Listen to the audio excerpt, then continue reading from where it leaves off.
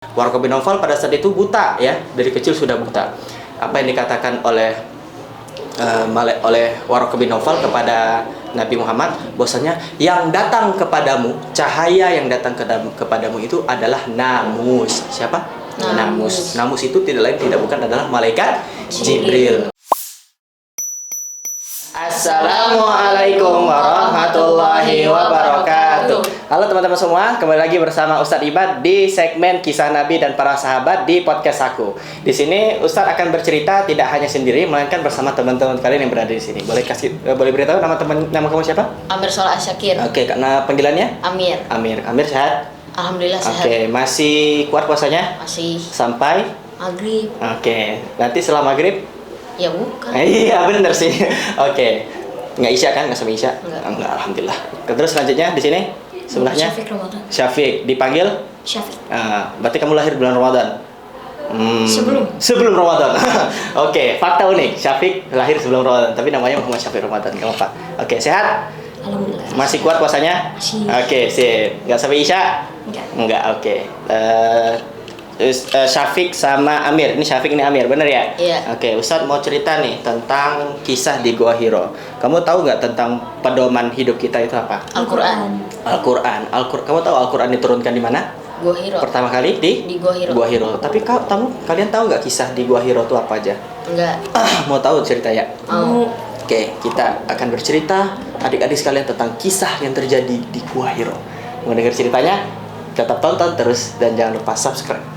Ini gimana subscribe gimana? Ya gini, klik tombol like, komen, dan subscribe. Nah gitu ya. Nah jadi Amir sama Syafiq, bahwasanya Nabi SAW itu sebelum terjadi kejadian di Gua Hiro, itu Nabi itu bermimpi yang benar, atau hilmun sodep. Nah, jadi Nabi itu bermimpi yang benar, mimpi yang nyata, bahwasanya Nabi itu didatangin oleh cahaya. Nabi melihat kanan, melihat kiri. Jadi di depan Nabi itu datang cahaya. Nabi melihat kanan dan kiri itu cahaya semua. Kemudian Nabi pun bangun. Nabi pun menyampaikan kepada Khadijah. Khadijah itu istrinya Nabi ya. Kenapa ketawa? Oke, kita perlu lurusin dulu ya teman-teman. Jadi bahwasanya istri Nabi itu adalah Khadijah, bukan Khotimah ataupun Fatimah ya. Karena Fatimah itu Fatimah itu anak Nabi. Kalau Khotimah itu Anak orang. Bukan. Iya, boleh. Khotimah anak orang. Enggak apa-apa. Tapi kalau Khadijah istri Nabi. Nah, biasanya Nabi pun menyampaikan kepada Khadijah bahwasanya siapkanlah aku perbekalan, aku ingin berkhalwat ataupun beruzlah ataupun menyendiri. Nah, Nabi itu menyendiri pergi ke Gua Hiro. Apa? Bener kan? Gua Hiro itu di mana? Tahu nggak? Di Mekah. Di Mekah, tapi lebih tepatnya tuh ada di Gua Hiro itu ada di satu gunung namanya Jabal Nur. Apa namanya? Jabal Nur. Nah, di Jabal Nur itu kalau kalian lihat di perbukitan Jabal Nur tuh semuanya batu. Nggak kayak kita kalau di sini kalau gunung atau bukit itu tanah semua kan, bener ya? Kalau di sana tuh batu granit semuanya. Bukan batu granit sih, pokoknya batu-batu keras deh. Nabi naik tuh ke atas ke Gua Hiro. Nabi pun berdiam di Gua Hiro, melihat Mekah dari kejauhan. Bahwasanya Mekah itu banyak dilanda oleh kemaksiatan, kemungkaran, dan fahisyah dan kejadian lainnya yang merupakan keburukan, yang merupakan kebiasaan buruk orang-orang Mekah. Sehingga pada saat itu, zaman itu sebelum Nabi lahir dan sebelum Nabi diutus itu, zaman itu disebut zaman jahiliyah. Apa namanya? Zaman jahiliyah. Apakah mereka jahil dalam hal berdagang? Enggak. Mereka itu jahil karena tidak mengetahui Tuhannya siapa gitu. Jadi Tuhan kita siapa? Allah. Mereka belum tahu Tuhan mereka itu Allah gitu. Walaupun ada beberapa mereka yang tahu bahwasanya Tuhan mereka itu Allah, tapi mereka menyekutukan Allah. Makanya syahadat itu artinya la ilaha illallah, artinya tidak ada Tuhan selain Allah. Oke, kita lanjut ke cerita di Gua Hiro. Nah, jadi Nabi pun akhirnya berdiam diri di Gua Hiro sendirian. Kalian berani gak kalau di gua sendirian malam-malam? Berani ya? Hah? Enggak. Beya? Enggak gitu. Gimana? Iya. Enggak. Gitu. Salah gelengnya. Jadi, bahwasanya Nabi itu sendirian tuh di Gua Hiro dengan perbekalan yang diberkakan oleh Khadijah. Nabi pun berdiam diri dan memikirkan terkait apa yang seharusnya saya lakukan untuk penduduk Mekah. Seketika itu juga Nabi itu pada malam harinya didatangin oleh cahaya dari depan dan mengatakan kepada Nabi bahwasanya apa yang dikatakan oleh cahaya itu adalah Iqra. Apa namanya? Iqra. Terus kata Nabi itu, ma ana biqari.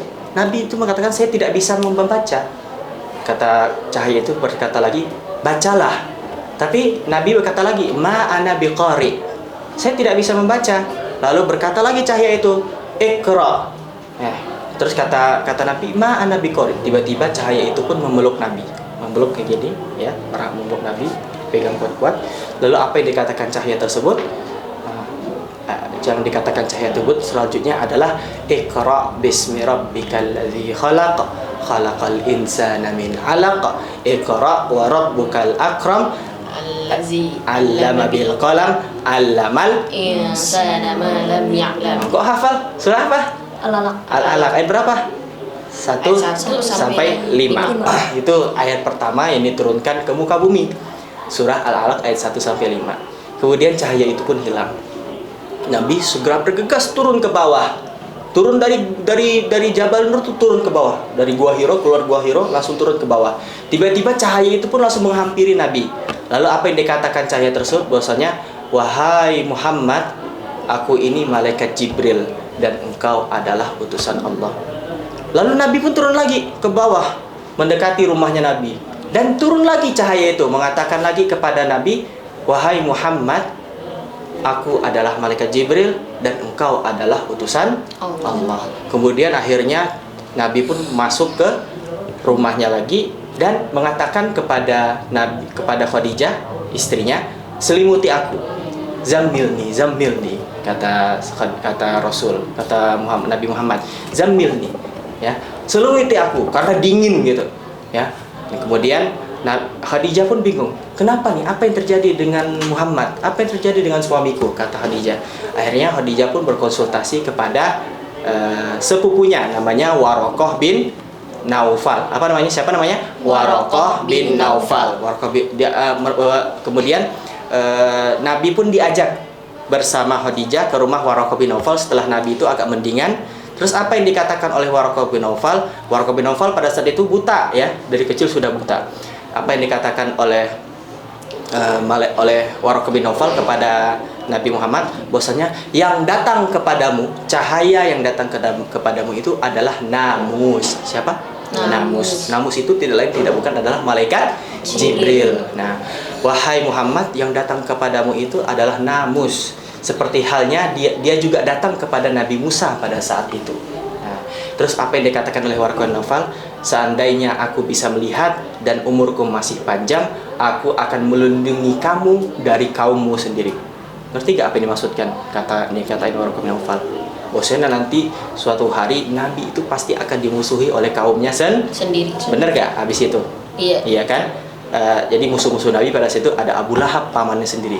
Kenal? Nah, Abu Lahab itu terkenal dengan surahnya Tabbat Siada Abi Lahabi wa Tab. Ada lagi Abu Jahal. Kenal Abu Jahal? Hah? Enggak kenal. Abu Jahal itu juga yang memusuhi Nabi. Sampai Nabi itu dilemparin oleh kotoran kambing, rahim kambing. Nauzubillah min zalik, ya. Nabi lagi sujud dilemparin kotoran kambing. Kalian suka gak digituin? Enggak lah. Benar kan? Begitu juga Nabi, tapi Nabi tetap bersabar ketika itu.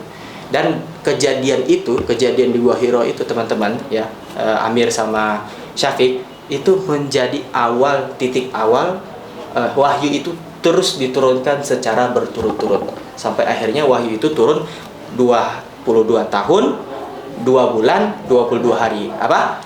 22 tahun 2 bulan 22 hari. Nah, gitu. Kalau dibulatkan menjadi 23 tahun. 13 tahun diturunkan di Mekah dan 10 tahunnya lagi diturunkan di Madinah. Madinah tahu? Tahu. Jadi itu nanti tempat Nabi hijrahnya nanti Madinah. Nah, itulah kisah Gua Hiro yang terjadi di Gua Hiro. Oke, silahkan. Kalau kalian dari yang tadi Ustadz ceritain, ada yang ditanyain nggak? Nggak ada. Apa udah ngerti? Udah paham? Udah paham? Udah paham ya? Jadi udah jelas ya? Iya. Mungkin kita perlu sampaikan ke teman-teman ya. Kalau ada yang ditanyain, komen di bawah. Nah, komen di bawah sini. Ini loh jarinya. Komen di bawah. Komen di bawah teman-teman sekalian. Itulah kisah tentang apa yang terjadi di Gua Hiro. Gua Hiro menjadi saksi bisu bahwasannya wahyu pertama turun di sana. Nah, kita sebagai umat Nabi Sallallahu Alaihi Wasallam, apakah kita akan mengamalkan apa yang diturunkan oleh Allah kepada Nabi Sallallahu Alaihi Wasallam melalui malaikat Jibril? Ya, jangan lupa ya teman-teman untuk selalu mengamalkan apa yang diamalkan oleh Nabi Sallallahu Alaihi Wasallam dengan mengerjakan segala perintah Allah dan menjauhi segala larangan Allah. Nah, gitu. Kalian cinta Nabi Muhammad? Cinta. Benar. Oke, kalau cinta sama Nabi Muhammad jempolnya mana? Iya. Oke, kalau cinta sama Nabi Muhammad jempolnya jangan lupa ya teman-teman kasih like ya. Mungkin itu saja yang bisa Ustaz sampaikan. Terima kasih kepada siapa? Syafiq. Amir, Syafiq ya. Udah mau dengerin cerita Ustaz. Jadi tadi kisahnya tentang apa? Gua Hiro. Tadi tokohnya ada siapa aja? Nabi Muhammad, ada Khadijah, Ada Malaikat Jibril, ada Warokoh bin Naufal. Tempatnya tadi di mana? Di gua mana? Di Mekah. Di Mekah. Gua Hiro. Di Gua Hiro. Di gunungnya apa namanya? Jabal Nur. Jabal Nur. Nah, itu ya. Nanti kalau kapan-kapan kalian main ke Mekah, main ke Jabal Nur. Di Jabal Nur itu ada Gua Hiro. Guanya tuh dalam ini bentuk batu, bukan kayak kita ya. Ya, kalau di sana, kalau di sini itu kan gunungnya kan apa namanya? Kalau di sini kan gedungnya kan dalam bentuk tanah ya kan. Iya. Kalau di sana itu batu-batuan.